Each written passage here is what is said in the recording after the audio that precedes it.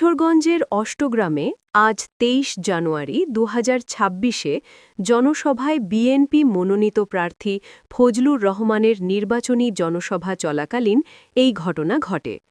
প্রত্যক্ষদর্শীদের মতে জনসভায় চেয়ারে বসাকে কেন্দ্র করে নেতাকর্মীদের দুই পক্ষের মধ্যে কথা কাটাকাটি শুরু হয়। এক পর্যায়ে তা সংঘর্ষে রূপ নেয়।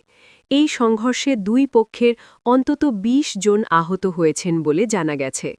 সংঘর্ষের খবর পেয়ে পুলিশ ও স্থানীয় মুরব্বীরা পরিস্থিতি নিয়ন্ত্রণে আনেন। বর্তমানে ওই এলাকায় উত্তেজনা বিরাজ করছে। উল্লেখ্য যে এর আগেও জুলাই ২০২৫-এ অষ্টগ্রামের আবদুল্লাপুর গ্রামে বিএনপির দুই গ্রুপের মধ্যে আধিপত্য বিস্তার নিয়ে একটি বড় সংঘর্ষ হয়েছিল, যেখানে প্রায় ৪০ জন আহত হয়েছিলেন। তবে আজকের ঘটনাটি মূলত নির্বাচনী প্রচারণার জনসভায় বসা নিয়ে অভ্যন্তরীণ কোন্দল থেকে তৈরি হয়েছে।